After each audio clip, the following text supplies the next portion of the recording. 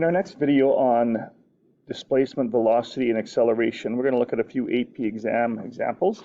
And here's a multiple choice question that says a particle moves along the x-axis and its position is given by the function x of t. Now, we have used traditionally s of t or h of t for position, but again, position can be defined as any variable. And the question is asking, at what time is the particle at rest? Well, if the particle's at rest, the velocity is 0. So the first thing we need to do is find the velocity. And the velocity is going to be the derivative of my position function. So therefore, the derivative would be 6t squared minus 42t plus 72. And if I set that equal to 0, I'm going to get 6t squared minus 42t plus 72 equals 0. I could factor a 6 out to get t squared minus 7t plus 12 is equal to 0. And then this factors into t minus 3 and t minus 4. So therefore, I'm multiplying two factors and getting 0. So either t is going to be 3 or t is going to be 4. And those would be my two solutions. So the answer would be B. The next question is a multiple choice that allows a graphing calculator, and now it says the velocity of my function is given by 3 plus 4.1 cos 0.9t, and they want us to find the acceleration when t is 4. Well, acceleration, we know, is the derivative of the velocity function. So to calculate the acceleration at 4, we're really taking the derivative of the velocity function and evaluating it at 4. So using our graphing calculator, we are going to calculate.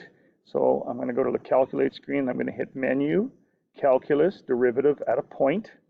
And I'm calculating this derivative when x is equal to 4. And now I have to type in my function. And my function again was 3 plus. So 3 plus 4.1 cos 0.9 x. I'm going to use x instead of t because the calculator is in terms of x, and then I just hit enter, and I get 1.6329, which is again an approximation. And if I go to my answer key, it would be question C, or answer C, sorry. Okay, and next example, we have a particle moves along the x-axis and its position is given by the following. So the position is given by x of t is equal to t minus a times t minus b, where a and b are constants and a doesn't equal b. And it says, for which of the following values of t is the particle at rest? Well, if the particle is at rest, the velocity is 0. So the first thing I need to do is I have to take the derivative. Velocity is going to be the derivative of the position function. So I'm going to have to use the product rule. So it's the first function times the derivative of the second, which is simply 1, plus the second function times the derivative of the first, which is 1. And if I was to expand, I would get the following. So this ends up being 2t minus a minus b. So there's my velocity. So now to find out when the particle is at rest, that's going to be when this velocity function is 0. So I'm going to try to isolate t. So I'm going to add the a and the b to the left-hand side. And then I'm going to divide both sides by 2. Therefore, t is going to be a plus b over 2. So my answer would be B. All right, this next example, we do not have a calculator. And it says the position of a particle on the x-axis is given by the following. What is the acceleration of the particle at the point where the velocity is first equal to 0? So there's lots going on here. So again, I'm going to start with my position function is equal to sine of t minus cos of t. And again, to figure out the derivative of position is velocity, so the derivative of sine is cos t minus the derivative of cos is negative sine t. So this simplifies to be cos t plus sine t. So there's the velocity. Now we want to calculate the acceleration, which is the derivative of this, at the point where the velocity is first equal to 0. So let's figure out when the velocity is first equal to 0. And let's just get rid of this. Okay, so to figure out when the velocity is first equal to 0, we have to figure out where cos t plus sine t equals 0. So basically, we want to figure out where sine t is equal to the negative of cos t. So if we think about the unit circle, okay, in quadrant 1 at pi by 4, sine of t and cos of t are both root 2 over 2 and root 2 over 2. But over at 3 pi by 4, okay, if I look at the point on the unit circle, my x-coordinate would be negative root 2 over 2, and my y-coordinate would be root 2 over 2. So therefore, the value, or the first value where the sine of t equals the negative of cos of t is going to be at 3 pi by 4. So that's when t is 3 pi by 4. So that means I need to evaluate the acceleration at 3 pi by 4. So therefore, I have to take the derivative of my velocity function first to get my acceleration. So the derivative of cos is negative sine t plus the derivative of sine t is going to be cos t. And now we want to evaluate this at 3 pi by 4. So it's going to be the negative of sine of 3 pi by 4 plus the cos of 3 pi by 4. And again, we said on the unit circle, this point was negative root 2 over 2 and root 2 over 2. And if you don't like using the unit circle, you could also draw yourself in a special diagram or a special angle. So there's 3 pi by 4, which leaves me with a reference angle of pi by 4, which is 45, which is going to be negative 1, 1, and root 2. And again, you could do the same thing. You can take these values here off the unit circle or use this triangle to calculate the trig ratios. So it's going to be the negative of the sine of 3 pi by 4 is root 2 over 2 plus the cos of 3 pi by 4 is negative root 2 over 2. So this is going to be negative 2 root 2 over 2, which simplifies to be negative root 2. So my answer to this question would be A. So that question was a lot of work for a multiple choice question, but some of the multiple choice questions are a little bit more challenging than others. Okay, we had the 2016 free response question, okay, and we're just going to look at the first couple of parts to this question, okay. And from part A, well, first of all, let's read the question. It says a particle moves along the x-axis. It says the velocity of a particle is given by the following, and it tells us the particle is at position x equals 2 when t is 4. So that's its starting point. And question A says at t equals 4, is the particle speeding up or slowing down? Now you're going to see this quite a bit through a lot of the practice questions that we look at as we get closer to the AP exam. And where the particle is speeding up or slowing down, what we need to do is we need to compare the velocity and the acceleration at t equals 4. And basically, if the velocity and acceleration have the same sign at t equals 4, then the particle is speeding up. If they have opposite signs, then the particle is slowing down. Okay, now this is a graphing calculator question, so we can use our graphing calculator to evaluate the position, the velocity at 4 and the acceleration at 4. Okay, so let's first of all enter this function into our calculator. Okay, so I'm going to go to the graphing mode first of all, and I am going to graph the function 1 plus 2 sine t squared over 2. So it's going to be 1 plus, I'm just going to double check this, 2 sine t squared over 2. So 2 times the sine of, I'm going to use x in the calculator, x squared divided by 2. Okay, and if I hit enter, there's my graph. Okay, so now I'm going to go back to the calculator screen. Let's just get rid of anything that's on there. Okay, so now calculate the velocity at 4. All I'm going to do is plug 4 into the velocity function. And since I have that stored in function 1, I'm just going to use my bars key. So I want to evaluate function 1 when x is 4. And my answer works out to be 2 times sine of 8 plus 1. Well, I want to convert that to a decimal. So I'm going to go to menu, number, convert to decimal, hit enter. So that's 2.979. So on your paper, you would have to write part A, the velocity at 4 was 2.979. So equal to 2.979. Now for the next part, not part B, but for the second part of this question, we're now going to have to figure out what the acceleration is at 4. So that's the derivative of the velocity function. So again, on my calculator, I'm going to go menu. I'm going to do not factor, sorry.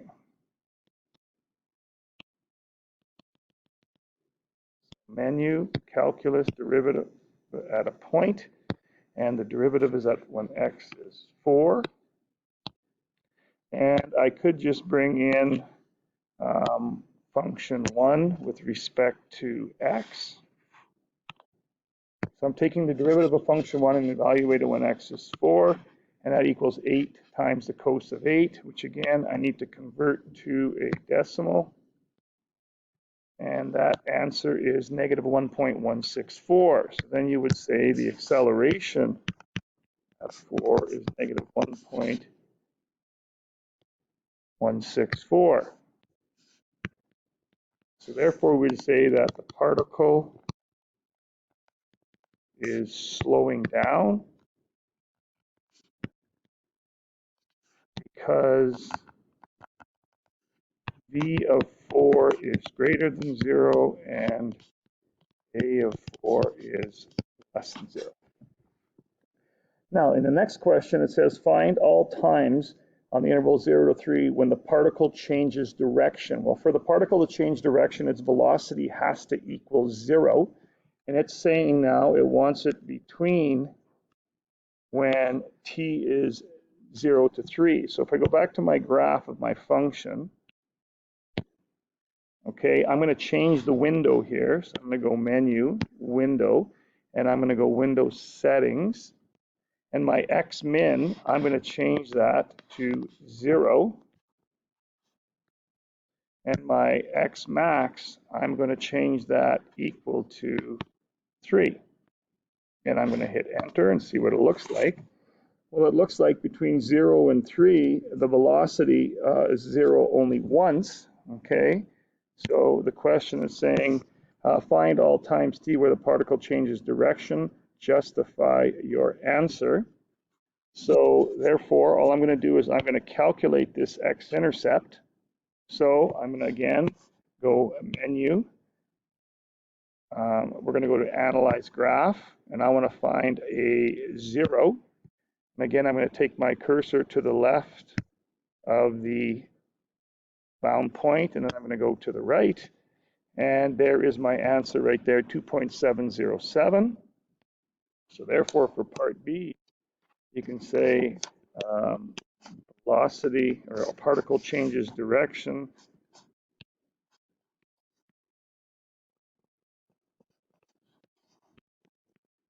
particle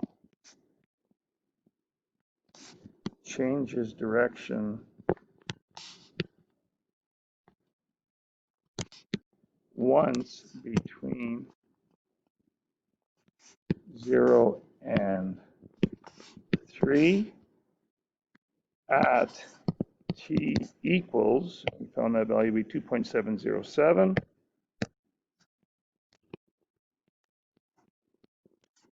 Because velocity changes from positive to negative at t equals 2.0 or 707. Okay, and that's all we're going to do for the first two parts of this question. So hopefully that makes sense. Okay, in the 2007 exam, there was a question that said, particle moves along the x-axis. Its position, again, is given by the following.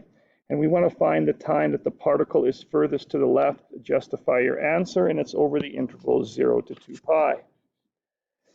Again, for this question, we need to, first of all, figure out when the velocity is 0, because we want to figure out where it changes direction. And this question, there was no calculator allowed. So the first thing I need to do is I need to figure out the velocity function, which is going to be the derivative. So I'm going to have to use the product rule. E to the negative t times the derivative of sine, which is cos t, plus the second function, which is sine t, and the derivative of e to the negative t is going to be itself times the derivative of the exponent, which is negative 1. So the derivative is negative e to the negative t. Now, if I factor out an e to the negative t, I'm going to get cos t minus sine t, okay? And therefore, I got to figure out what makes this equal to 0. Well, e to the negative t is never 0. So therefore, the only time the velocity is 0 is going to be when cos t minus sine t equals 0, which is going to be wherever cos t equals sine t. And if we go back to our unit circle, the only values at those where cos t and sine t are equal is going to be here at pi by 4. Those are going to be root 2 over 2 and root 2 over 2. Or in quadrant 3, I'll do that one in blue, and that would be at 5 pi by 4. That would be negative root 2 over 2 and negative root 2 over 2. In quadrants 2 and 4, one of the coordinates would be negative and one would be positive, so they wouldn't be equal. So I know my two t's. So it's going to be t at pi by 4, and t is equal to 5 pi by 4. So now I'm going to do a number line with my velocity function. Okay, so I'm going to just rewrite my velocity here. So it was e to the negative t cos t minus sine t. Okay, so now, again, e to the negative t was never 0, and we said that our two values between 0 and 2 pi were pi by 4 and 5 pi by 4.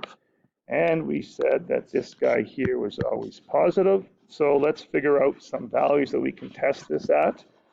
Okay, so we could test it at, let's go with, say, pi by 6. That's smaller than pi by 4. We could use pi, and we could use 3 pi by 2. Okay, so we want to see where this is where the velocity is 0. So we want to see when it's moving left and right, because we have to figure out where it's furthest to the left. Okay, so pi by 6 is a 30-degree angle. And this is root 3, 1, and 2. Okay, so the cos of pi by 6 would be root 3 over 2 minus 1/2, and root 3 over 2 is bigger than 1/2, so this is going to be positive in this direction. At pi, the cos of pi is negative 1, and the sine of pi is 0, so this is going to be negative. And at 3 pi by 2, the cos of 3 pi by 2 is 0, and the sine is negative 1, so you're minusing a negative 1, so it's going to be plus 1, it's going to be positive. So we know that in the first pi by 4 seconds, the particle is moving to the right, and then it's moving to the left to 5 pi, until 5 pi by 4. So it's going to be furthest left at 5 pi by 4. So that would be the answer to question A. So you could just conclude the particle is furthest to the left at 5 pi by 4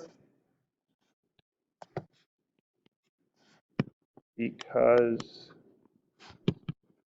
that is the last time between 0 and 2 pi, comma, that the particle switches to move to the right. Okay, so there is your answer to part A. Now, part B is a very, again, another challenging question. And again, some of these questions might be a little much for now, but again, it's good to see the scope of some of these. So in part B, I'm just going to get rid of some of this stuff here so I can work. Okay, in part B, it's saying find the value of A so that x of t satisfies the equation x double prime t, or A times x double prime t plus x of t plus x prime of t plus x of t equals 0. So you can see I have a first and second derivative. So I need to figure out again the first and second derivative. And the first derivative we said was e to the negative t times cos t plus sine t, and the derivative was negative e to the negative t. I guess I erased it there, I should have left it. So e to the negative t ended up being, the first derivative was e to the negative t cos t minus sine t. So there's the first derivative. And now to figure out the second derivative, again, it's the product rule. So it's going to be e to the negative t times the derivative of cos is negative sine t minus cos t plus the second function, which is cos t minus sine t times the derivative of e to the negative t, which is negative e to the negative t. So now if I was to distribute, I'm going to get my second derivative is going to equal, well, actually, I can just factor out an e to the negative t to make life easier. I'm going to take out an e to the negative t. And the first term, I'd be left with negative sine t minus cos t. And if I take an e to the negative t out of the second term, I'll be left with a minus 1. So it's going to be minus cos t plus sine t. So minus cos t plus sine t. So my second derivative is going to be e to the negative t. The sine t's are going to cancel, minus 2 cos t. And I'm going to bring the negative out and leave a 2 cos t inside. So there's my second derivative. So now I want to look at this equation. So it says a times the second derivative. So a times negative e to the negative t times 2 cos t plus the first derivative. And the first derivative was e to the negative t times cos t minus sine t. And I want to then add the original function, which was e to the negative t sine t.